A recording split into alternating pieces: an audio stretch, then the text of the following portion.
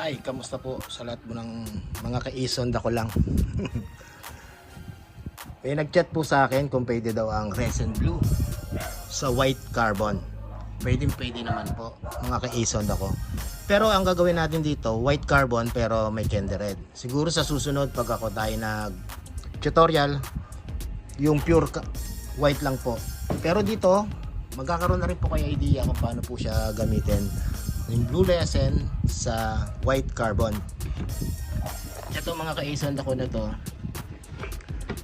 pampers coat ko to, dito ko nilalagay para mas malinis po siya tignan at presentable. Ito naman yung pampakapal.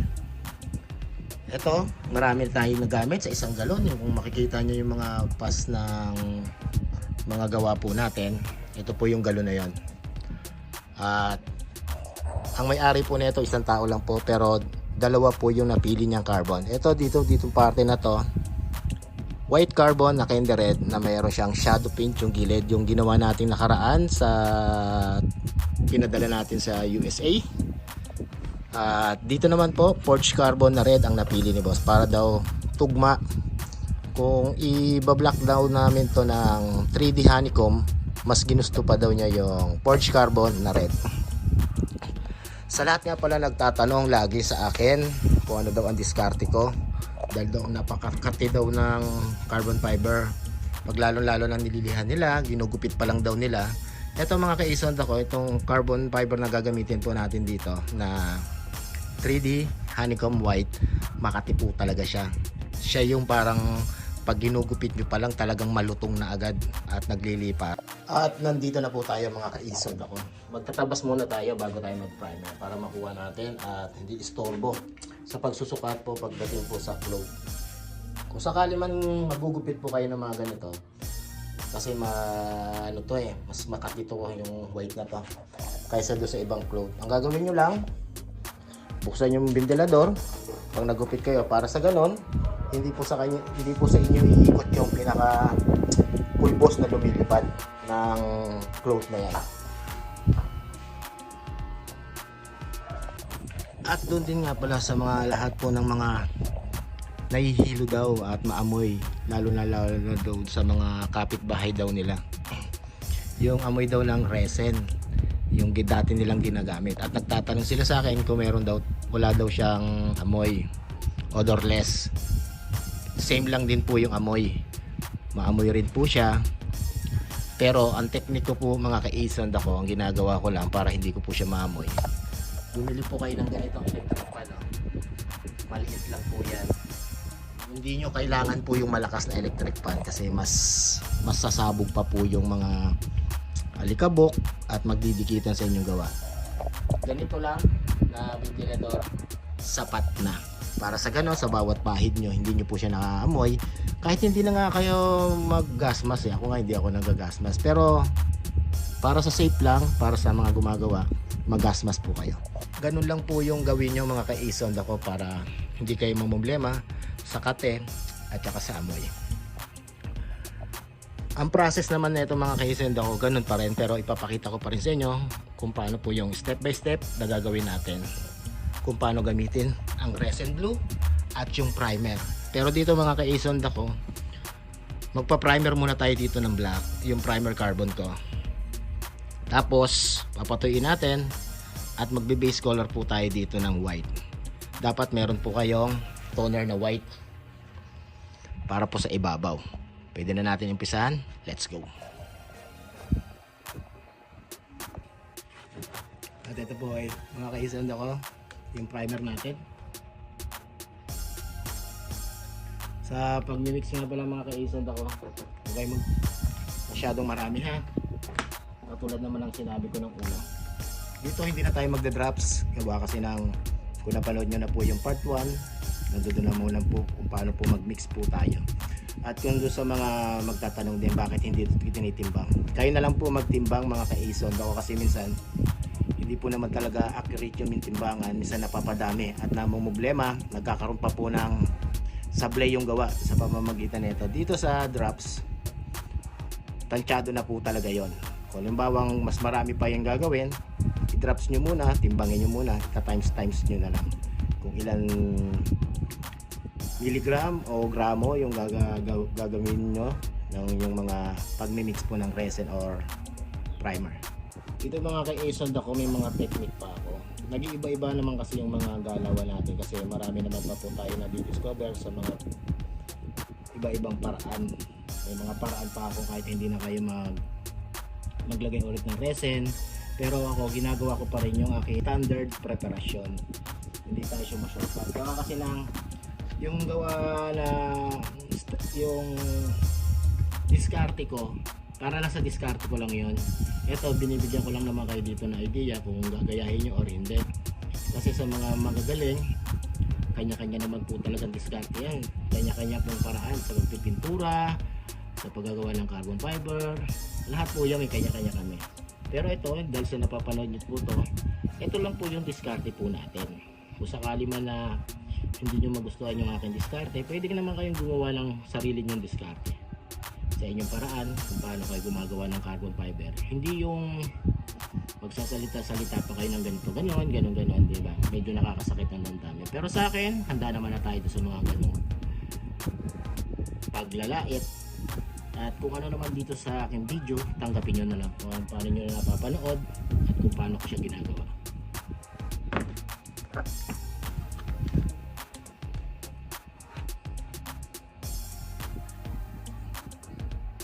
Dito magmamasilya tayo dito ng primer, yung malapot para sa pagpantay niya. Karamihan din sa mga napapanood ko, sa mga tinuturuan ko rin, halos pagdating dito sa parte na to, ito yung nagpapapangit para lang sa akin pero kung halimbawa makakopya nyo yung ganito, mas maganda, di ba? Pero para sa akin, makakopya mo lang yan pag nag pure carbon ka. Kahirapan naman dito sa pure carbon, yung pinakagilid tsaka yung likod. Kaya karamihan din talaga gumagawa po ng skinning. Kasi isa sa kadahilan na mahirap po talaga kopya yun. Pero kaya naman gawin po yun.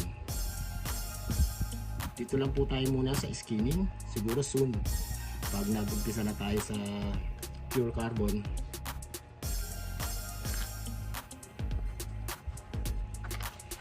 pag marami na po tayong tao, pag may mga kasama na tayo gumawa. At ito na mga ka-Ason ako. Hindi ko na sa inyo pinakita yung pagpahid natin ng primer. Total naman may mga nakaraan naman tayong tutorial, nandiyan naman po yan. Sinorkat na lang natin agad yung video. Yan po, nilihan na rin po natin yan. Yung mga himulmol na naging bukol, yun po yung tinanggal natin. At pagkatapos, yung resin, lalagyan po natin po siya ng toner na white. Kasi white carbon ang gagawin natin. Ang pinaka base color po talaga dapat ang ilalagay sa ibabaw na resin ay haluan natin ng toner. Para sa ganon yung cloth, yung mga butas-butas po ng mga 3D honeycomb ay hindi siya tumagos. Kasi kung ilalatag nyo po agad yan dito, tagos po yung mga butas-butas po ng 3D honeycomb. Kaya make sure na dapat resin na may toner white. At yun mga ka-Ason ako, dito na tayo, nakapag-apply na tayo ng resin na may toner white. Pag kayo nga pala mag-mix ng toner, mga ka-Ason ako, tingnan nyo muna yung ipapalawa nyo muna siya dyan sa loob ng baso. At pag hindi siya nagta-transparent, ibig sabihin okay po siya ipahid. Para ibig sabihin pag pinahid nyo na po siya, makatawan siya, hindi siya yung parang transparent yung pahid nyo. Dapat makatawan, ibig sabihin pag pahid nyo, puti na po agad siya. Kung sakali naman na alam niya yung nyo, timpla nyo, dagdagan nyo na lang siya ng toner white.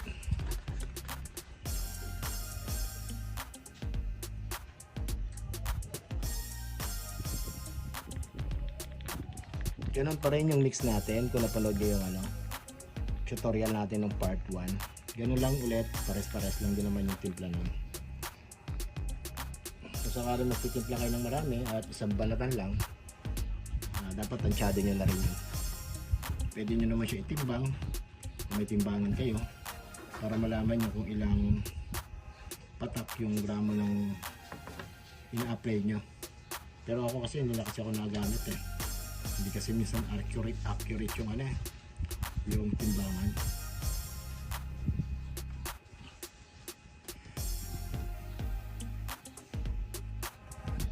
Kaya tayo nag-apply na ito mga ka-Ison kung ano, resin na may toner white. Para sa ganun yung butas-butas ng honeycomb 3D ay hindi sa kanya tatagos. Kasi pag tumagos yung kulay na black na yan, ang pangit niya po tignan. Parang madumi. Kaya dapat make sure mga ka-Ison pag kayo naglatag na ito, puti po siya.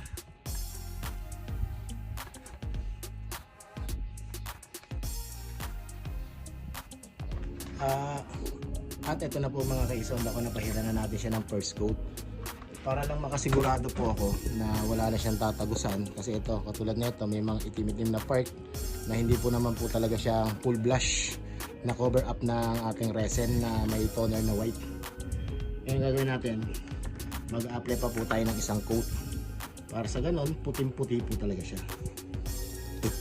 Ayan, kung makikita nyo, pangalawang coat na natin yan, puting-puti na. Pero kayo kung gusto nyo naman na ano, na isa lang ang coat na patong, pwede naman po yun. Pero wag kayong magtataka kung sakaling yung part ng nilatagan nyo ay medyo bumuka yung ano, yung float nya at tumagos yung itim na yan. Problema kasi po yun mga ka-Ison. Kaya para makasigurado lang po tayo, 2 coat na gawin nyo para dito sa resin na may toner na white. At ganitong itsura niya po dapat mga ka-Ison ako. Kitang-kita niyo naman puting-puti kaysa doon. Ganito po dapat para makasigurado po kayo pag naglatag po kayo ng cloth.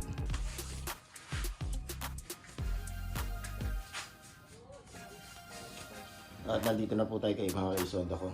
Pinatuyo to natin po to ng overnight. Kung mapapansin nyo, hindi po siya madikit. Sakto lang po yan.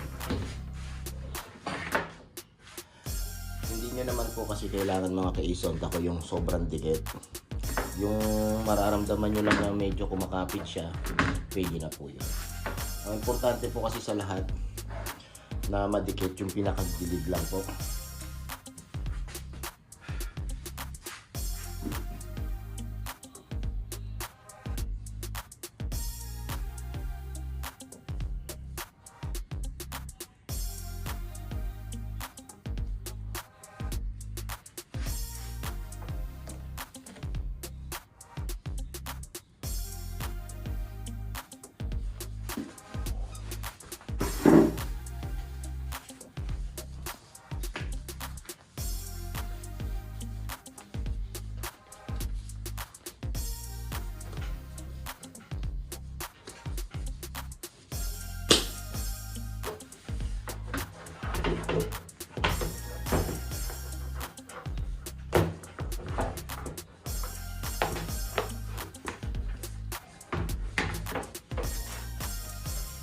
Para sa ganang katulad yan, natatanggal niyo po agad. Tapos lalatag niyo pa po siya ng maayos. Kasi kung madikit po yan, hindi nyo na po agad siya mabalik. Masisira na po agad yung cloth dahil sa sobrang kapit. Tsaka sa paglatag nga pala, hindi po kailangan yung banat na banat. Dapat yung maalwal lang po siya, yung magaang yung pagkalatag nyo po. Kasi kung banat po siya at once na po nabasa po yan, aangat po yan.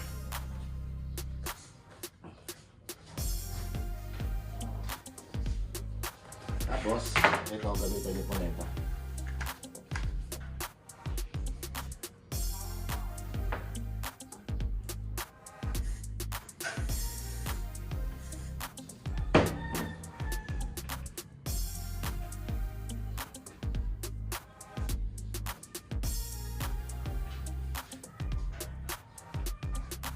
Kasi mga ka-Ison ako, yung cloth na to, doon sa mga hindi pa nakaka-experience, makapal po kasi to. Pagdating po sa gilid at pag minaskin tip nyo po yan, naglalaban po siya. Katulad na ito, yung ginawa natin kahapon. Kung masking tape lang po yan. Naglalaban po siya, tapos once na nabasa na po ng resin, bumabalik po siya at bumibitaw po siya sa pinagkakapitan. Hindi katulad po ng ginamitan niyo po na itong spray adhesive. Mas maganda po, mas panatag po kayo dahil hindi po siya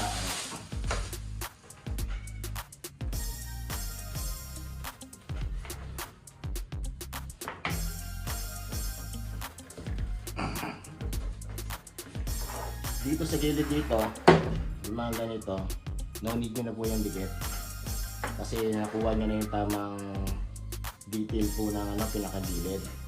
Kasi once na dinikit nyo pa po yan at niligo-ligo nyo pa, nadideform pa po yung pinakakanto. Ito, pwede na natin ito lagyan agad ng resin. Tapos, pag nalagyan nyo na po agad doon ng resin, ang ginagawa ko kasi dito, nagtatatlong patong agad po ako ng sunod-sunod. Kasi yung sunod-sunod na yon, hindi pa naman totally talagang tuyong-tuyo yon. Kaya ako ginawa yung tatlong patong na po na yon, kasi gawa kasi ng pag naglagay tayo dito ng resin at kinat po natin, may tendency po talaga pumano yung mga alikabok ng fiber. Bumabalik po dito o hinahangin at dumidikit. Nagkakaroon pa po siya ng dumi. Kaya ginagawa ko, sinisecure ko muna po na lagyan po siya ng resin bago ko po siya tabasin agad po ng cutter. Huwag niyo pong hahayaan po na matuyo po talaga siya ng matindi. Kasi gawa po kasi ng kayo rin po mahihirapan pag kayo na nag-cut ng dito.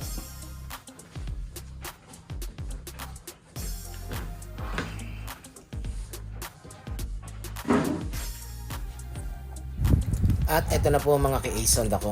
Natabas na po natin siya. Tingnan nyo naman kung gaano kadali. Yung sinasabi ko sa inyo, 3 coat, full coat. Tapos wag yung hintayin po talagang totaling matuyo po siya. Pag alam nyo nang medyo patuyo na po siya, pwede na nyo po siya agad tabasan. Okay lang ho yun, kahit madikitan po yan ng carbon kasi magliliha pa naman po tayo. At pagkatapos, magkukot pa po tayo ng 2 coat, full coat po ng resin blue. At ito po yung pinakamahalagang bagay po na dapat nyo malaman kung sakali po kayo maglalatag po ng mga ganito po. Kahit anong cloth, basta meron po kayong ganito po dapat. At saka ito po mga ka-Aesond ako, dapat meron kayo na itong spray adhesive. Importante ito din sa mga gilid-gilid. Pwede rin po kayo mag-spray sa gitna kung sakali man halos walang dikit na rin. Pero ito, may ganitong klase na madikit lang ng konti sa kamay. Mas goods po to. Gawa po kasi ng paglatag nyo, pwede nyo pa siya i-adjust. At no need nyo naman po talaga kasi yung sobrang dikit. Mamumblema ko sa sobrang dikit. Tingnan to mga ka-Aesond ako. Bali dito naka 3 coat, full coat na tayo dito ng resin blue. Makikita nyo, clear na clear po siya. Talagang solid na solid. Kung titingnan nyo parang finish na, no? Hindi na po tayo masyadong mag-effort dito sa pagliliha. Napakadali na lang po. At ito nga pala po yung sinasabi ko, dapat meron po kayo na itong clip. Gawa po kasi ng minsan pag kayo naglalagay po ng resin at pag nababasa po siya, umaangat po siya. Ang purpose po na ito po ang trabaho po niya. Siya po yung mag-guide po dun sa pinakagilid na mapipigilan niya yung pag-angat ng cloth. Yun po ang trabaho nito. Kaya ito po yung ginagamit ko. Ito, nailabas ko na po na kung ano-ano pa po ba yung mga ginagawa ko pag ako nagka-carbon fiber. Kung mapapansin niyo yung mga gawa ko, talagang lapat po ang mga gilid nang dahil po dito. Kasi hindi naman po lahat po ng carbon fiber na ginagawa po natin ay nakadikit po siya. Meron din po dumarating sa punto na umaangat pag nabasa po natin siya ng resin. Kaya ang solusyon ko, yung clip na po na to. Yan. Pag ganyan na po yan, stable na po siya. Ayan o. Clip na clip siya. Maglalagay lang po kayo ng resin. Kahit kaunti lang.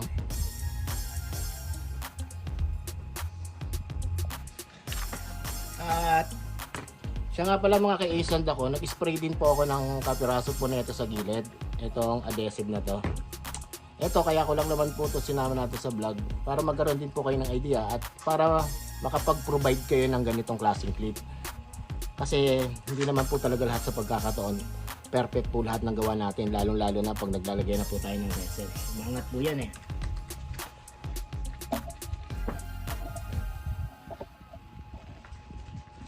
At ito yung resin blue, yung pang first coat natin, napaka-konti lang po ng tinimpla natin. No need po natin yung marami kasi ang habol natin dito, yung malagyan natin po agad siya ng resin yung gilid. Huwag nyo na paabutin doon sa clip na yon kasi malalagyan pa ng resin yan eh. Madudumihan pa yung clip, kakapal pa yung resin. At pag nag-ipit kayo sa susunod, madudumihan. Kaya dapat huwag nyo na po palagpasin po yung resin doon. Yung pinaka saktong-sakto lang po yung paglalagay po ng resin blue na pang first coat. Kasi yung pang first coat natin, mga kaisonda ko, hindi nyo na po kailangan yung papasukin. Siya na po mismo ang papasok doon sa pinakailalim. Siya na po yung manunuot sa ilalim po.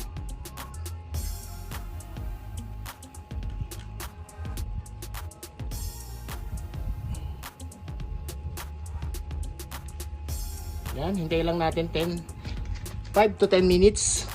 Tapos balikan na natin, pwede na natin siyang tanggalin.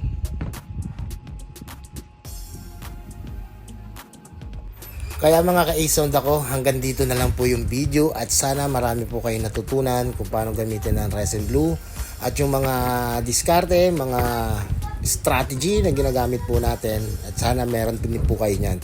Kasi lahat po ng mga sinasabi ko po dito, yun po talaga mismo ang ginagawa ko pag gumagawa po ako ng carbon fiber. Kasi darating din sa punto, lahat ng mga nadaanan ko sa paggawa ng carbon fiber ay madadaanan nyo din. Kaya dapat nakaprovide na po kayo lahat po ng aking ginagamit, dapat meron din po kayo. Lalo-lalo na yung mga clip, lahat po ng mga sinabi ko po dyan. Muli, maraming po salamat sa inyo po, sa lahat po nagtitiwala at sumusuporta po kay A-Sound ako. Kita-kits po tayo mga ka-A-Sound ako. Bye-bye!